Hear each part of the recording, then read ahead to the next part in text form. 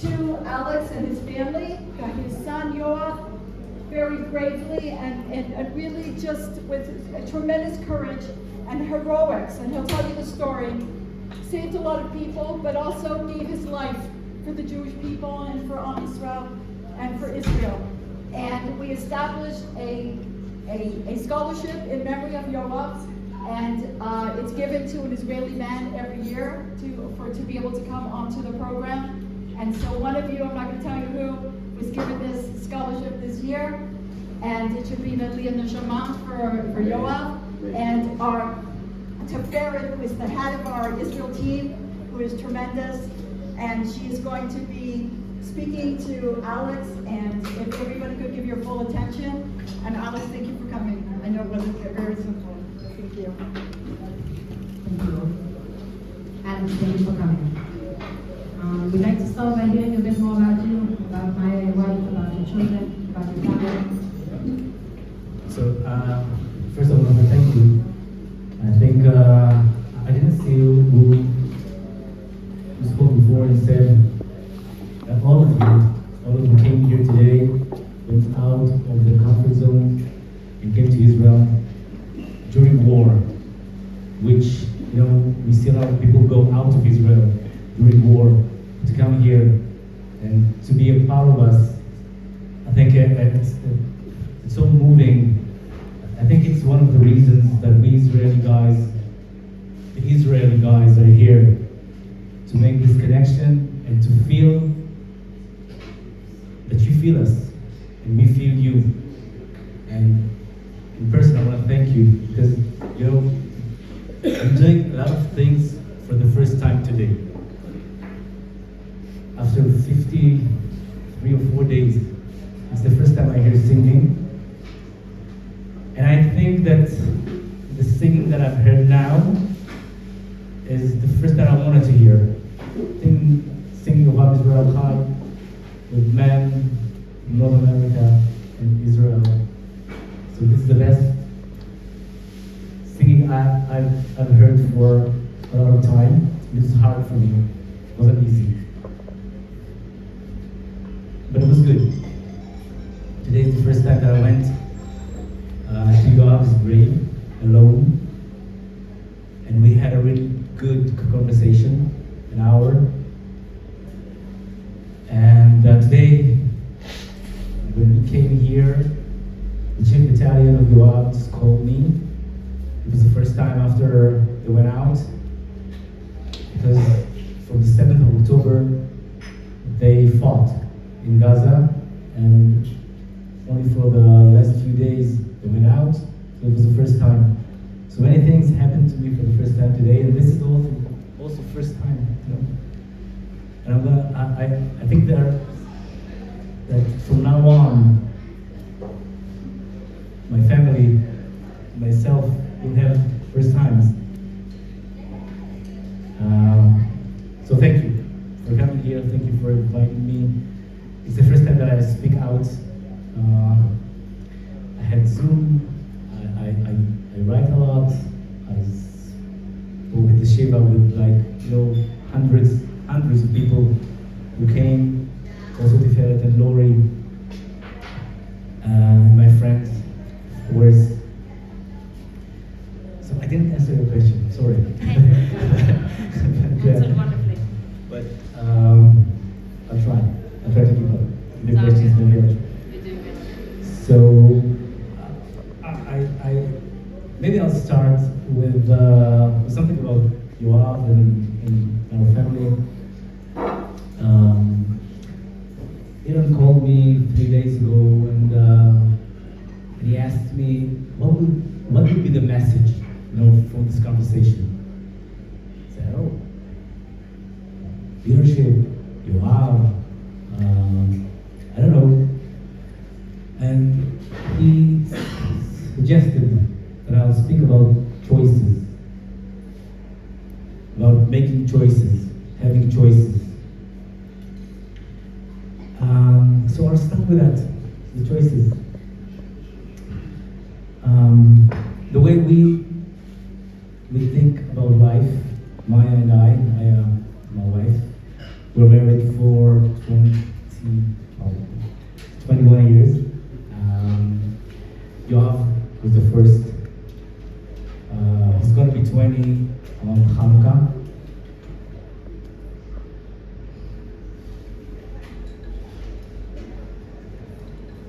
I'll have braids.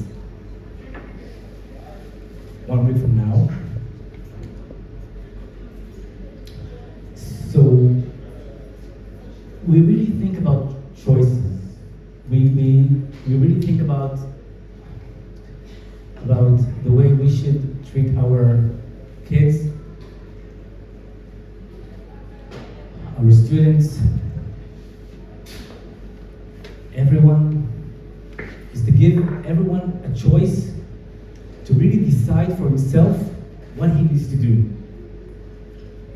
We really try hard not to tell our children what to do, but we rather give them the options. Or maybe together we try to talk about the options and to talk about what it means to take this path or that path. And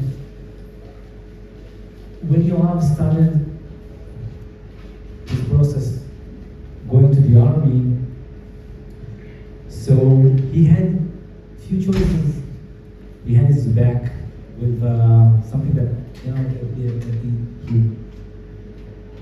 I remember Yoav and myself going to the doctors before they go to the army, and they should have their medical profile. And the orthopedist says to him, you can have a non-combat profile. I can give you that. Just say that you want it because you have a problem in your back. And I look at him and he looks at me, and I say, glimpse in his eyes, you know, he's something that feels wrong. So we go out. And I said, let's talk. Let's talk about your options. You know, let's see what the options are. If you're going to be in a medical profile that's going to give you the opportunity to go to combat, what would it mean? And if not, then what it means? We talked for 20 minutes about the options.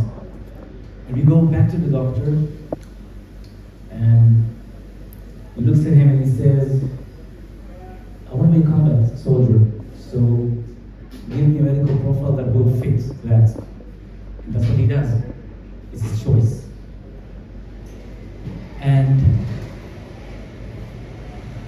when Yoav joins the army, so he has a choice of what to do.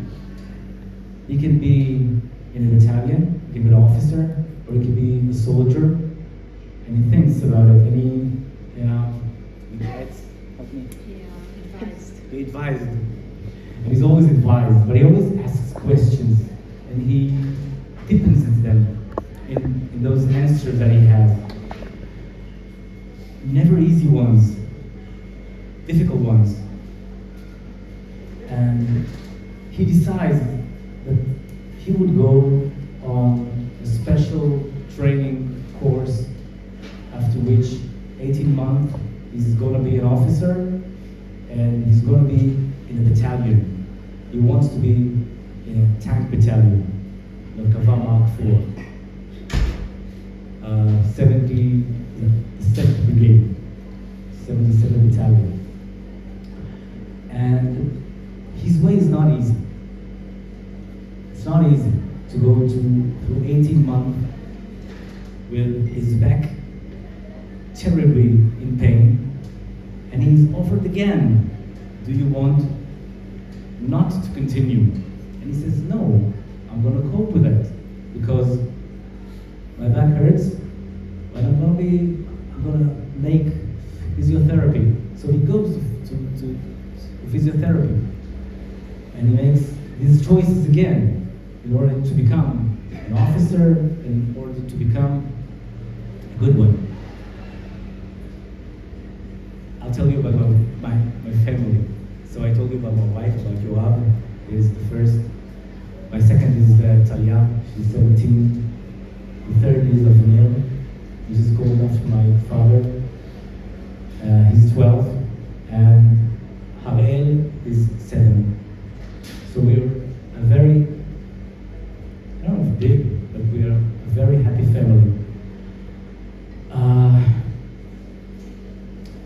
don't want to say that I was happy, because I really think I'm going to be happy again. But we were very, very happy as a family, as a whole family. You spoke about choices, and as Roy mentioned, you yourself were a military man, but you were no longer in that position before the war, and you showed up here with military armor. So we all know that right now you are serving in Israel. What led to that decision? At the 7th of October, I think that the world for me collapsed. I never thought that I would be at this position of talking about myself as an Av Shakul.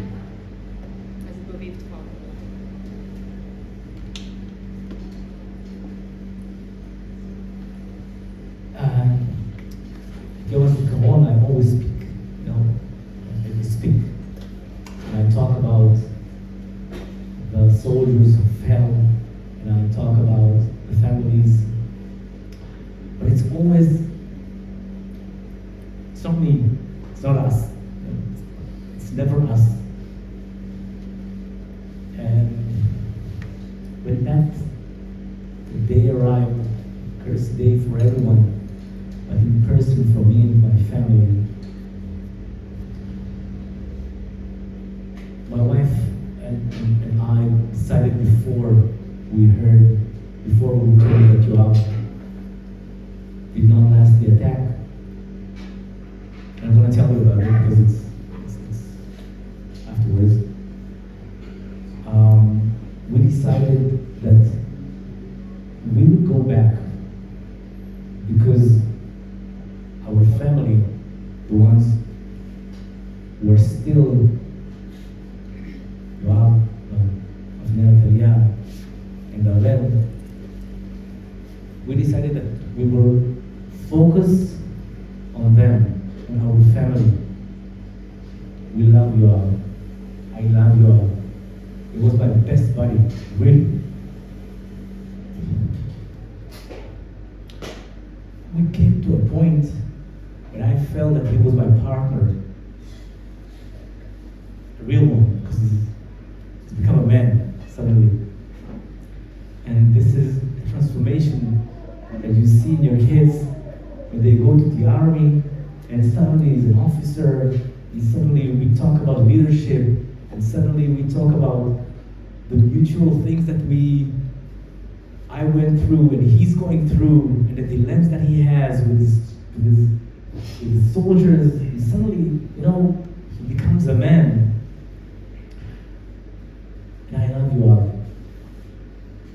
But we thought, and we decided that going back to being a model for our 3 children is so important, is so significant, and we should still go on and do it. So after a while, after 30 days,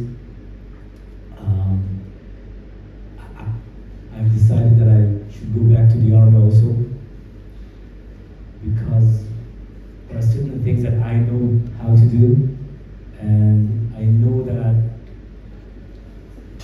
what I do now is very important. And Am Yisrael Chai is not a song. It's not a song. Am Yisrael Chai is us.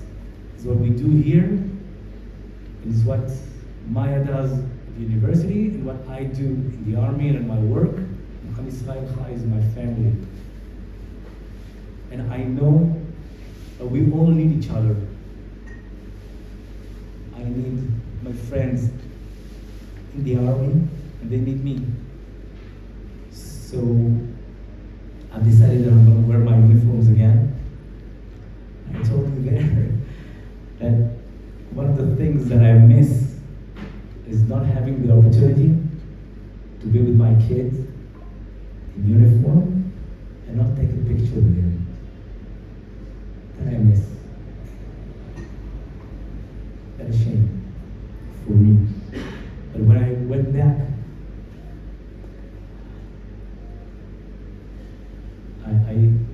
today, I told that today I went up to the grave and we had a very good conversation. I was with my uniform and Yoav is buried with his uniform. So I think that wish was also completed. Anyway.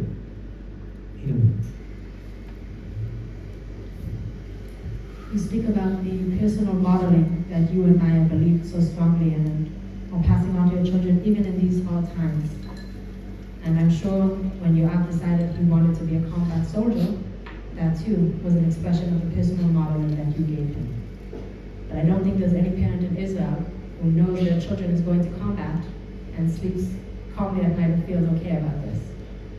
Before you had the terrible news on October 7th, where was your mind at when you awoke to an unsafe world, not knowing exactly what's going on, and knowing Yoav is down there on the front lines?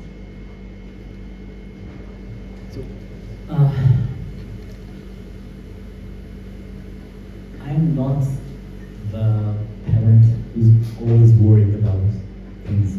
I'm not. Maybe it's because I know it's difficult, and I know that children has a hard time, but I've been there, and if I could do it, so I trusted Yoav that everything that will happen is gonna come true, and it's okay. So I was never really worried about Yoav. I trusted him with everything. And the day that he finished his course with honors, he went to Gaza. This was the first day in the battalion. The first day the battalion went up to Gaza for 4 months. And it also happened to me when I was at his rank. I finished one course with honors, and the first day I went to Gaza. It was at the southern border of Gaza, and Yoav was at the northern border. He was next to Ashkelon, in Zikim border, at Zikim area. And we really didn't imagine that a thing like that was going to happen. So I felt very safe. I felt that Yoav was going to have challenges, but I never imagined that he's gonna have to fight terrorists. I never imagined that he's gonna use his gun during fighting, like in 20 meters from enemy. I never imagined that he was gonna run to fire. I never imagined this thing, and it happened.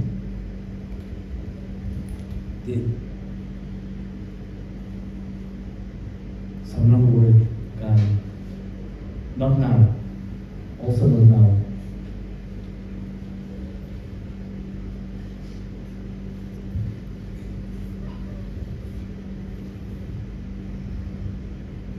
When you got the horrible news on October 7th,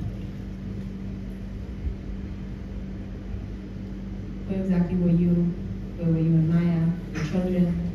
Can you tell us a bit about how you received the news and what happened beforehand?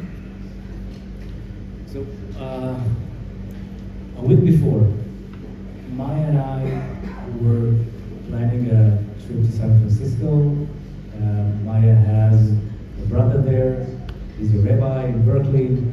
And we had that feeling that I should maybe stay and she would go with the children, because we didn't want to leave you out alone.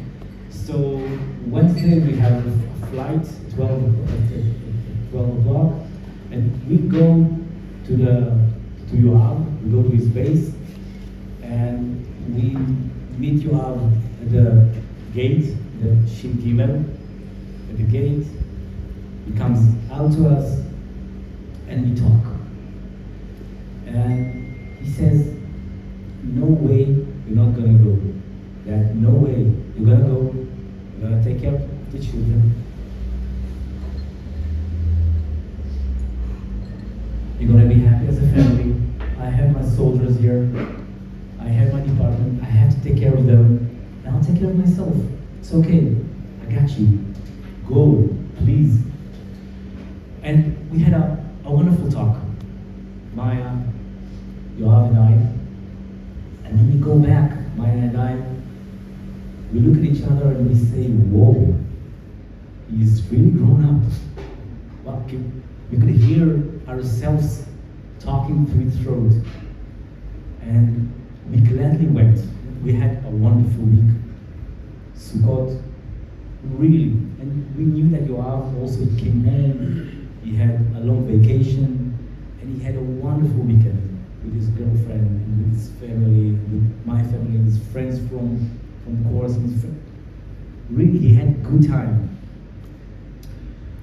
And we went back on Friday.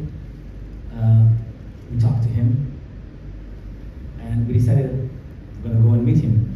After 10 days that we didn't see him on Simchat Torah. And he told us about the tough week he had. He told us about times that were that he needed to repair, and he told us about a good conversation that he had with his chief battalion. And he was very happy. You know, we heard him on the phone, and he was resilient, and he was happy, and he was joyful, and he felt that he really he grew up. He really grew up. So on Saturday morning, 6:43, I get a message from him, my cell phone, and he writes to me, Dad, there was a purple rain, which is the code for missile attack, and I'm safe. I'm in a shelter. I write back to him. We are also in a shelter in our house, and take care of yourself. Send me a message when you can. And we felt safe. So there's a missile attack. Okay. And we waited. And we start hearing on television what's happening. So first it said that there were 22 casualties. And suddenly it's 250. After a few hours, it's at least 500. And Yoav doesn't send any message. We know that he's a responsible kid. He wouldn't want to worry us. So, we think maybe he put his phone down because he's fighting.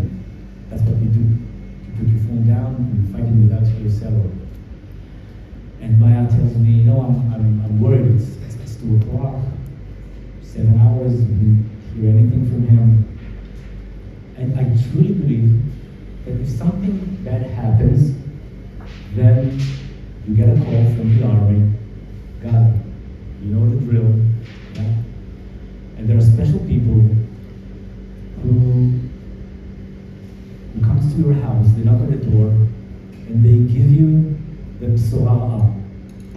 Okay, the worst thing that you can hear about is that your son, daughter passed away, they were killed. That's what you do in the army. And I tell Maya, we have nobody knocked on our door, which is okay. Don't worry. He's safe. He's okay. And the hours go by and nothing happens. So I call my friends, which is they were recruited. Nobody calls me because they know we're still waiting for Yoav to call, to give us a sign, a message, something. And after nothing helps, nobody answers us from the battalion. We don't know what's happening. At about 9 o'clock, we call Barzilai Hospital and ask them if they have a Yoav Malayev on their list. And she checks it out and she says, no, we don't have Yoav Malayev, but maybe he came as a John Doe. So describe him to me, please. And I start to describe my son to her, which is a very powerful moment. Suddenly, I should think about the characters that he had. You know, she says, if he has a special thing, then tell me about the special thing he had, so we can maybe find him, because we have many, too many. And after I describe her, my throat is choking, and she asks, yeah, do you write Malayev with an Aleph or without an Aleph? I said, without an Aleph. And she goes to me, hey, I have Yoav Malayev here. We got him. You can come to the ER. I look at Maya. She looks at me. And the first thing that we think about is not kidnapped. He's in Israel. He's here. He's an officer, you know? I cannot imagine what would be his experience as an officer at Hamas's hand. So we take a deep breath. And she said, come to the ER. So the next thought is injured, maybe badly injured. We don't know, because he didn't call, but he's injured. So no matter what's happening, missiles, we don't care. We go. We take the car, we go to the hospital, and Ilan here insists to come to me, to come with us to the hospital. And my thought is, he's injured, Maya and I will go. I don't want anyone. It's, you know, it's tough. But he insists. So he comes. And we go in to the ER, and I ask the first one that I see. They told me that Yoav Malayev is here as my son. I don't know what's happened to him. Where can I see him? And she looks at the report she has. She said, yeah, he's here. Go that way. So we go that way. And I feel, it's kind of,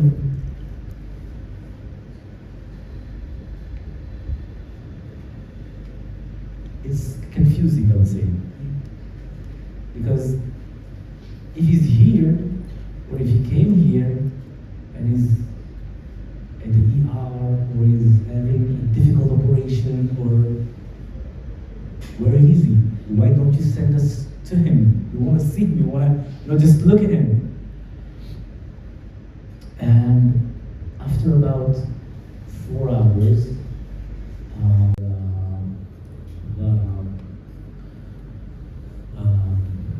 the manager of the hospital is there, sitting down, and he told us that unfortunately Yoav didn't last the attack and was killed.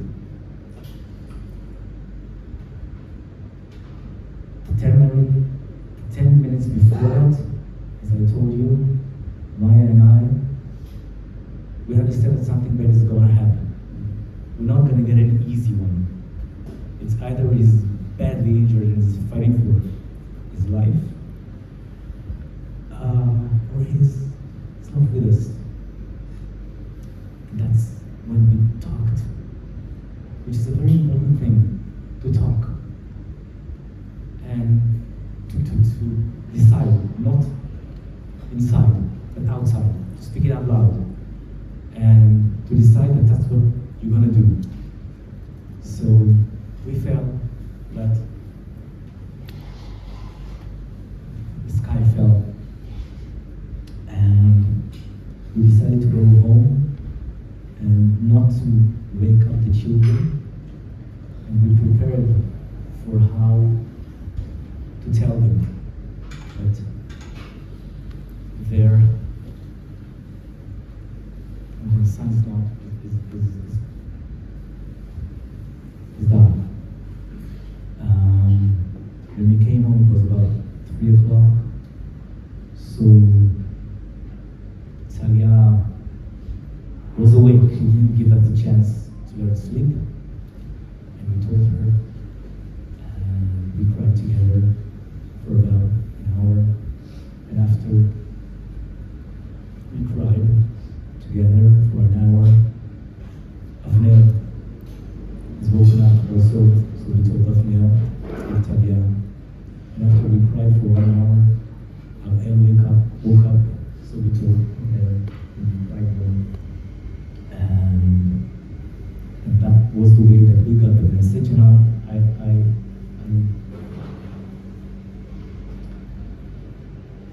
many didn't get the message at all. We felt that we had moments of chesed in that experience. It's bad experience. It is a sad experience. But we feel that we had many moments of chesed. We were told that Yoav was gone. After 2 days, he was buried. Which is chesed also, because amongst this 1,000, more than 1,000 who were dead, many of them, too many of them, didn't get the message, didn't know what happened. We had 12 terrible hours of not knowing what happened. So it's unimaginable what is happening now to those who doesn't know what happened to their children, to their wives, to their men, their grandfathers, grandmothers. So we had this chesed and we embraced this chesed, although it's hard. There were many lights that were lit, and this darkness that we experienced and we're still experiencing. That was our day. You spoke about Yoav's mission driven when he decided he wanted to be a combat soldier and the long process that he had to go to be there. You spoke about his resilience. You spoke about his dedication to his family and his friends. And when we came to visit you on the Shiva, I remember you told us also how he was killed, what the circumstances were. If it's not too hard for you, do you mind sharing with us how this happened and what character traits you see from Yoav that we can learn from and continue his legacy? So, we really didn't know what happened because the last thing that we heard from Yoav was this message: I'm in a shelter, I'm safe, and that's it. So for about more than 24 hours,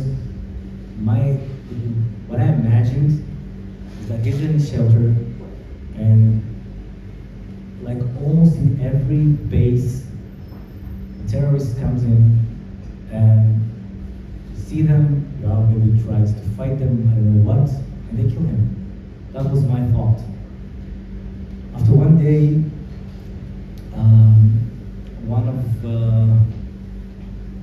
one officer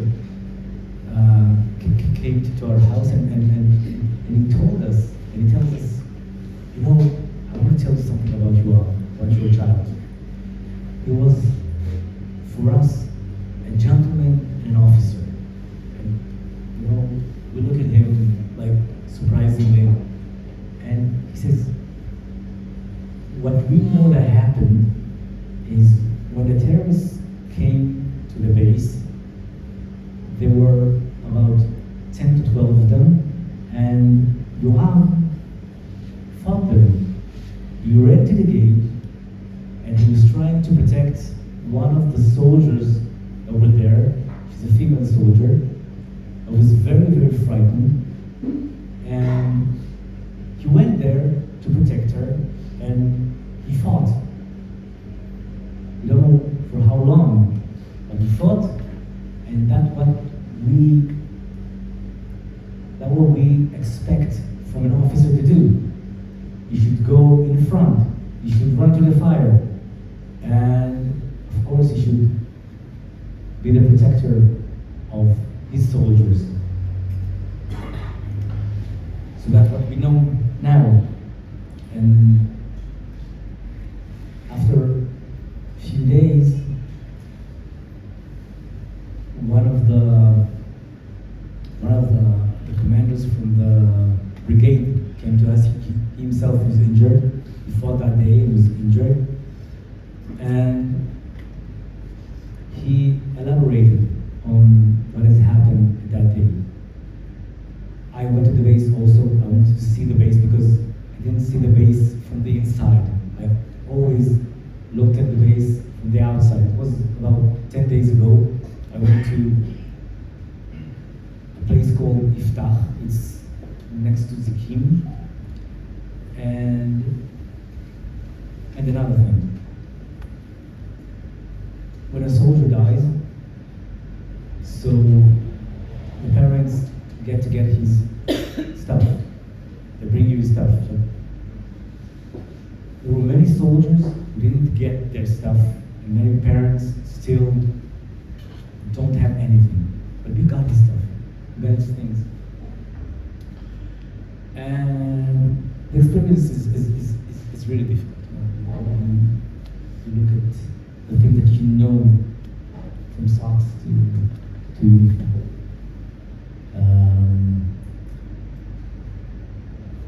Maya and I were alone. We looked at his things. It was Friday. We put everything back.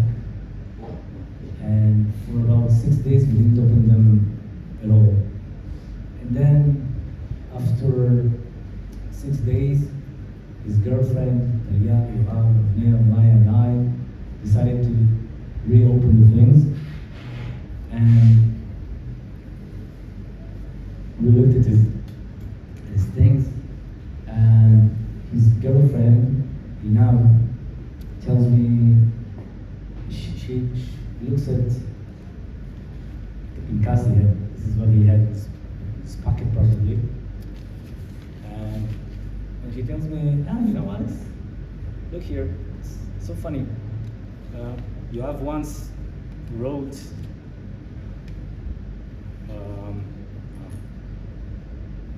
why is it worthwhile to be the son of Alex Malayev? So we looked it up, and I'm looking at it, and I'm reading it. It's nice, and then I turn the page. And I want to continue, and suddenly I see here. It's funny, don't see. I see something is written upside down. So I just take it and I turn it upside down. And I started reading. And a few minutes later, we all cry like babies. And Yoav's girlfriend she lost it. You know, she fainted. So we had her legs up. So what we read is, I'll read it in Hebrew and then in English. 20 דקות הטובות בחיי, עלינו לפה בזחילה, נפצעתי, ויש מדך עכשיו, חושב עלייך ויחשוב כל המסע, אני אוהב אותך. The best 20 minutes of my life, we went up here crawling I was injured. And there is a barrage now. Thinking of you, and I'll be thinking the whole journey. I love you. And when we turn the page back,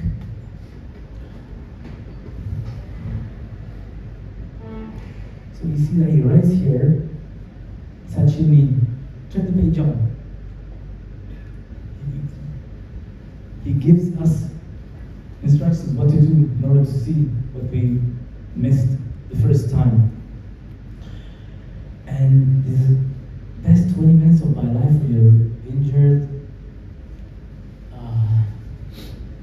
it's metallic. How do you say metallic?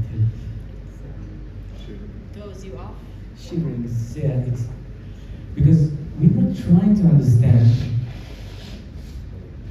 We know that our kid had really good life. You know, he had very good moments in his life. But he decides, when he's injured, to write that these were the best 20 minutes of his life.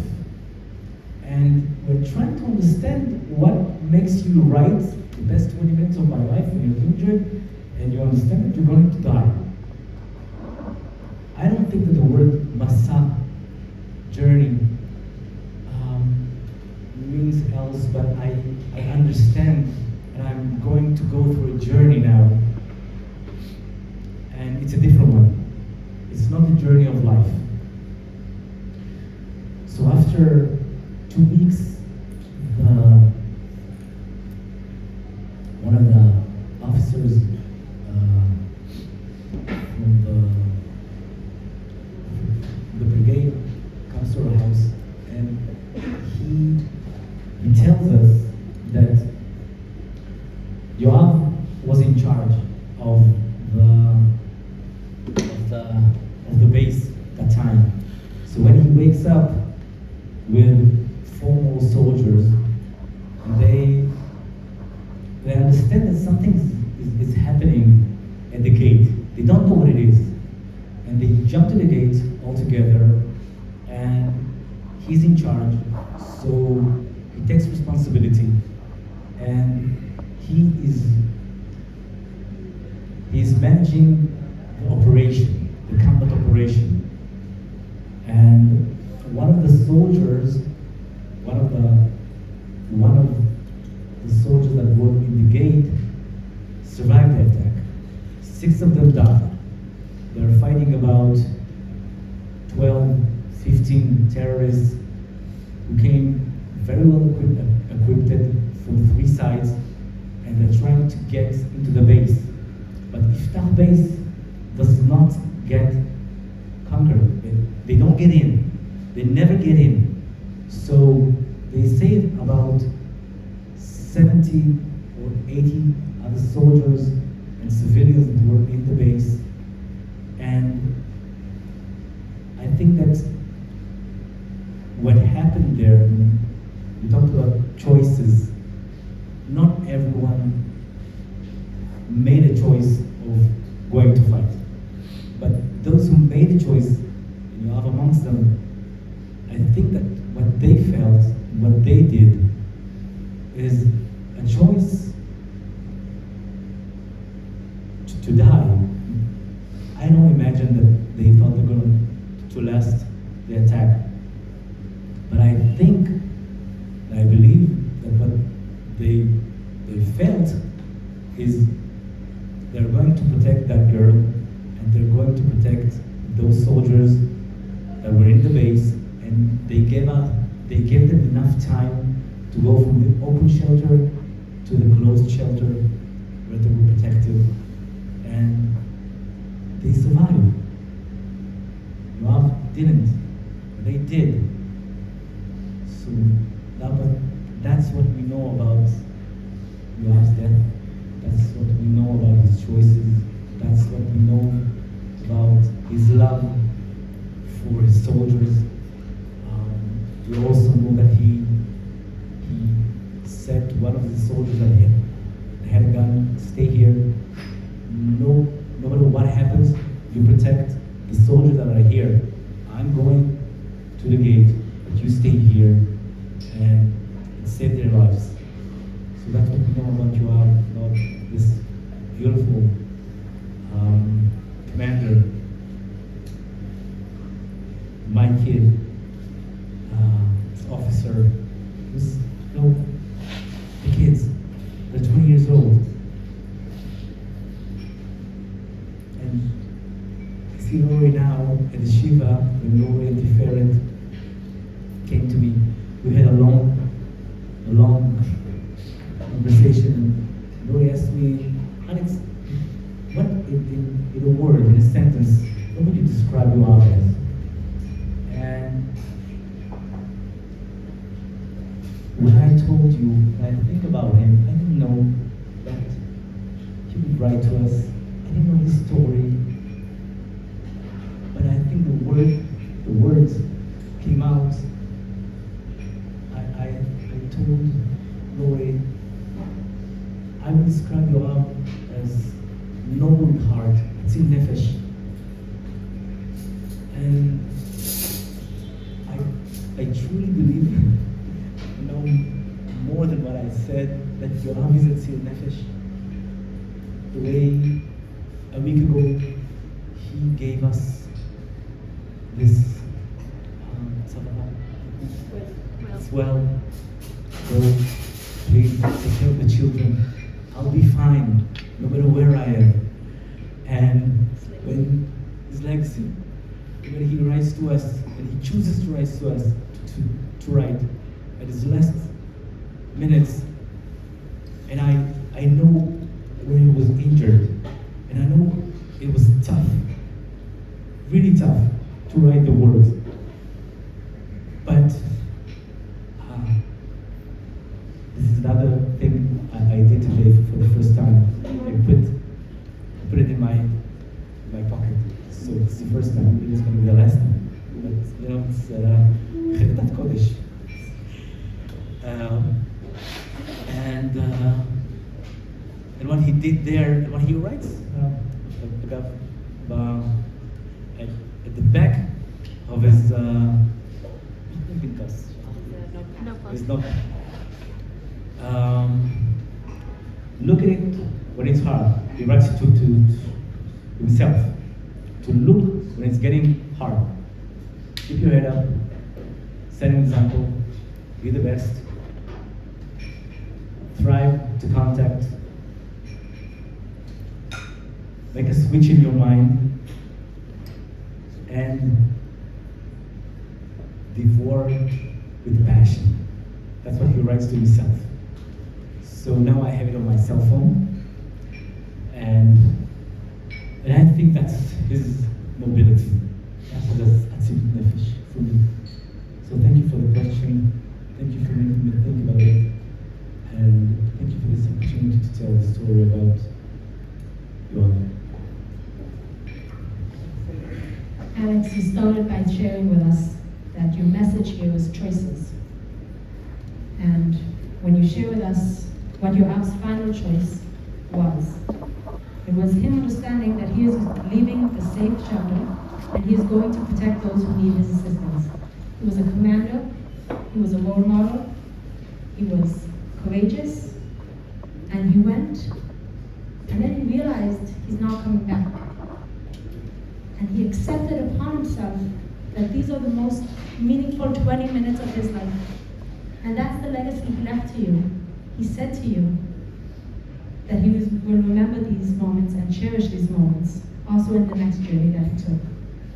He heard a calling, he said hineni, and he took it upon himself. May we all learn from Yoav what it means to be courageous, to hear a calling and to take it upon himself in a meaningful way. Thank you so much, Alex. Ladies and gentlemen.